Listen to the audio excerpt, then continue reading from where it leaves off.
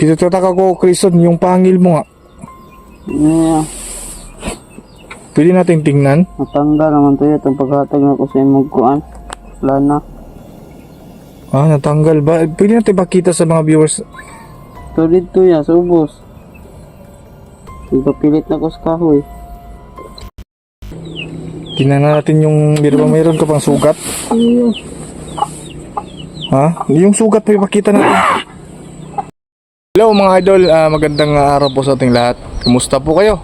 Sana ay nasambuting kalagayan po kayong lahat mga idol. So ngayon po yung update natin. Update natin kay Krison mga idol dahil po yung nakuha po nating langis, no?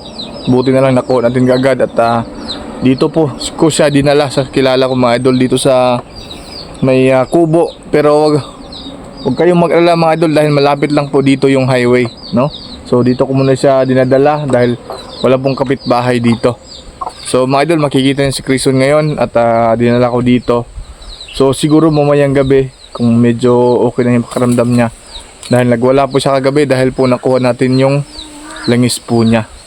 So tatanungin natin siya ngayon kung makausap natin siya, no? So mga idol, tapusin itong video na to. Sana may share nyo po at no skip ads po tayo mga idol. So tara.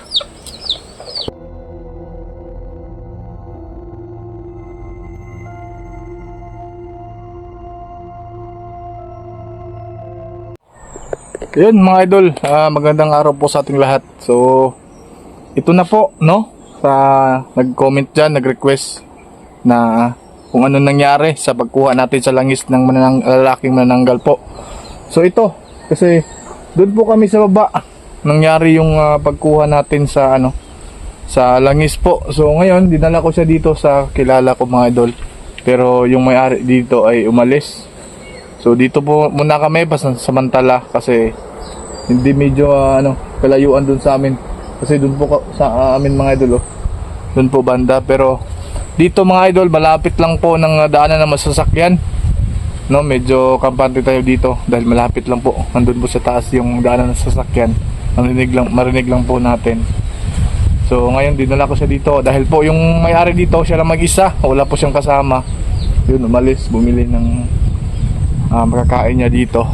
So yun, nagpapahinga po si Krison mga idol dun po sa may duyan kasi sa loob.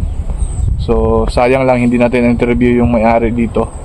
Dito siya natutulog kapag gabi, kahit araw, kasi may taniman siya dito.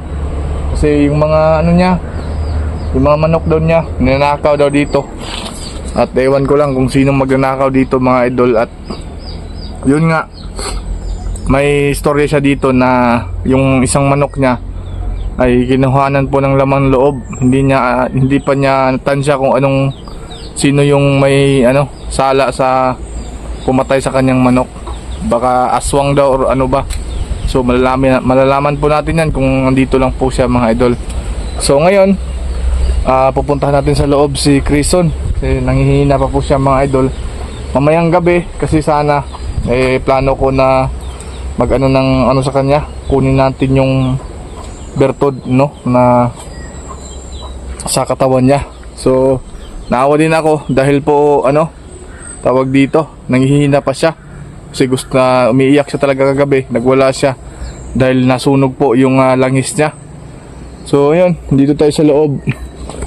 Ayan, ito yung kubo mga idol na sinasabi ko. Yan po siya sa loob mga idol, ayan. Parang nasasaktan pa rin siya kapag may araw.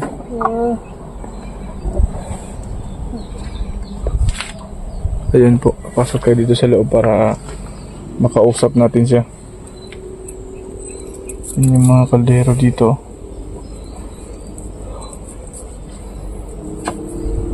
Ayan. Krison, okay ka na? Ha? Ayan, nanghihiram muna tayo ng mga idol ha. Ayan po yung suot niya. Nanghihiram muna tayo ng gamit ni tatay dito. Ayan. So mamaya darating siya dito. Kakausapin natin. Krison, kumusta ka? Takot ka ba sa liwanag? Oo.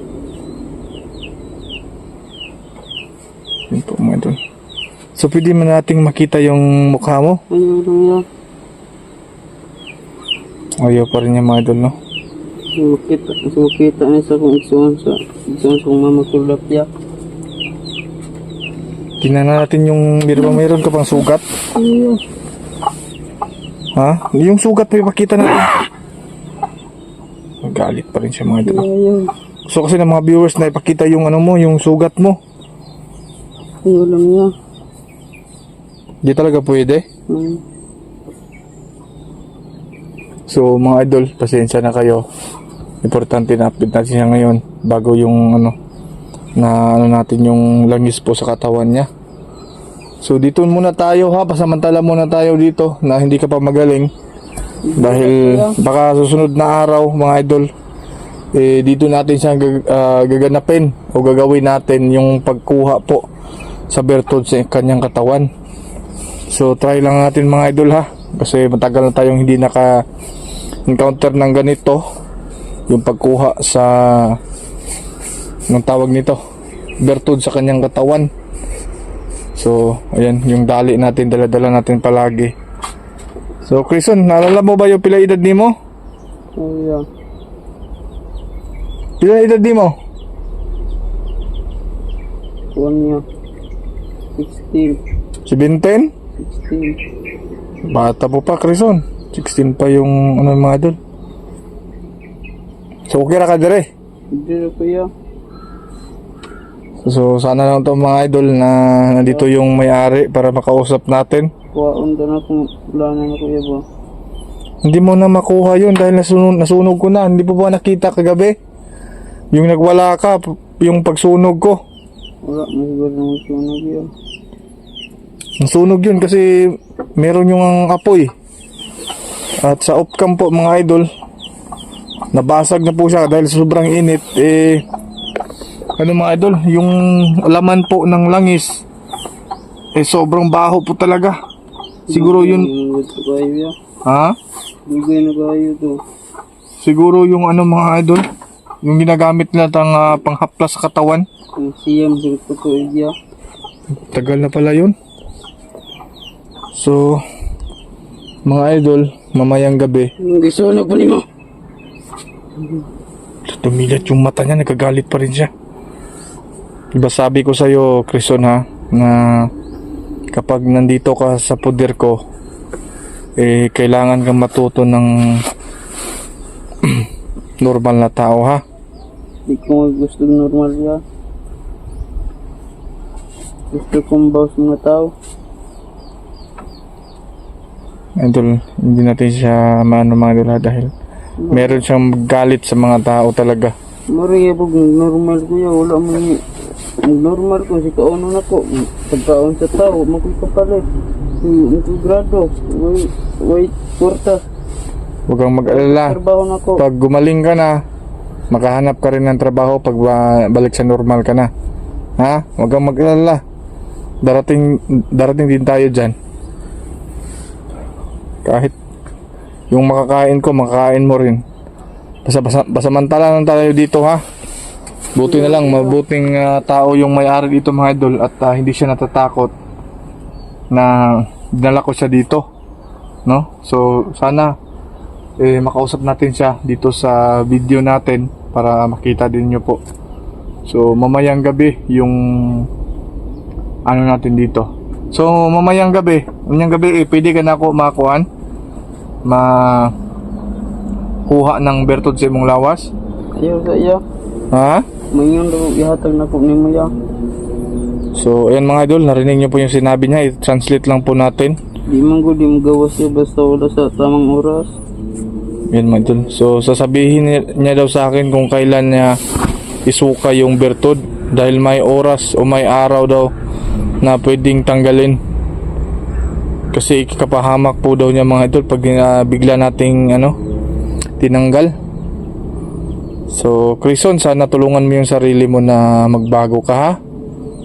Tulungan mo yung sarili mo, wag kang mawala ng pag-asa. Lahat tayo pag nagano lang, meron tayong pag-asa mabuhay. Wag lang tayong sa mga ganyang bagay na sasapi tayo sa kamay ng mga diablo o mga demonyo. Ha? Yeah. Ayun mga idol, sana po ay tuloy-tuloy na tong pag-ano natin kay Crison mga idol. Pinatataka ko Crison, yung pangil mo nga. Yeah. Pwede nating tingnan? Natanggal naman to yun. Itong paghatag na ko sa imong kuan. Wala na. Ah, natanggal ba? Pwede natin pakita sa mga viewers. Ito dito yan, sa ubos. Ipapilit na ko sa kahoy. Tinanggal po nun, natanggal po daw yun mga idol. Walang Wala man ako nakikita gabi eh. Walang ko lang ingan nimo. So karon kay hayag pa man muuli sa kuno. Para na ako'y makuha nga pagkaon dito. Pero ano Crison? Sa dugo ya. Ayaw lagi anak Crison, ayaw pagsultian ng mga inana kay hinahinay ko nga para maulian ka. So karon Crison, Sige, kaya pas na nga dugo ya sa manok ya. hindi talaga pwede. Kailangan mong magbago yung panglasa mo na kumain ka ng kagaya ng pagkain namin. Ha? Pero sa paglakaw na ko karon, bago ako umalis, para sigurado talaga, tatalian kita ha. Hindi lang yan, di mo kumulakaw. Hindi pwede na baka anong mapasok sa isip mo na alis ka dito. Ako naman yung problema. Pagalitan ako ng mga viewers ko. Tatalian kita dito sa loob. Babalik din ako kagad mamaya ha. So ayun mga idol, malaking ito sa atin, malaking pasasalamat natin dahil po unti-unti na po siyang nagbabago, no? Kahit pa paano nagbabago siya mga idol. So gagawin natin ang lahat kasi ito pagsubok na naman to sa atin. At hindi pa to ang panahon na wala ng mga aswang manananggal o anong elemento dito sa gubat. So kailangan natin silang maubos o kailangan natin silang baguhin. Kung hindi talaga hindi sila susuko sa akin mga idol, yun nga, papatay tayo, no? So salamat sa inyo sa patuloy pa rin niyo kung sinubaybayan mga idol. Kahit ganun pa man ay sobrang hina natin ngayon, pero tuloy ang laban para sa pangarap natin na makuha natin yung makamit natin yung silver play button mga idol, no? Sana tulungan nyo ako na makamit natin yan at huwag nyo kalimutan mag-subscribe po sa munting bahay natin ng channel po natin, no? Salamat at hindi po nag-skip ng ads. Thank you sa mga solid ko kahit ganun pa man ang daming bashers, pero yun nga, pinaghirapan natin na pumunta sa bundok, walang tulog, nagugutom, pero tuloy ang laban, no? So yun na mga idol, uwi muna ako. So i-off ka muna natin mga idol dahil magtatali po ako ni Crison mga idol, baka aalis naman siya dito, no? Crison, aalis muna ako ha. Yeah. Tatalian kita para safety at hindi ka aalis dito. Baka pag dating ko dito wala ka na ha. Dito po. So yun mga idol, yung buti yung yung pants niya ay okay po at meron siyang kasuotan. So may request yung mga viewers, Crison, na pwede kahit kunti lang yung mukha mo makita nila. Baka ha? Yun po mga idol, oh. Ayan po mga idol. Pasensya na mga viewers ko ha. Hindi natin makita yung kabuuan niya. Alam nyo naman, baka magaling to gumaling na siya, makahanap ng trabaho. Baka may makakita sa kanya or sa mukha, hindi siya makatrabaho at mabuli po siya. So pasensya na po mga idol. So ayun lang mga idol, at sana abangan nyo mamayang gabi pagbalik ko dito. Kasi di natin alam kung ano mangyari. Pero ingat-ingat lang po tayo. So kayo din po mga idol, ingat din po kayo at buong pamilya niyo po, sana safe po kayo. At sana hindi po kayo magsawa na magsubaybay o magsuporta po sa munting bahay ng channel po natin. So tara mga idol, babalik tayo dito mamayang gabi. So abangan nyo mga idol ha, abang kayo. So yun lang po.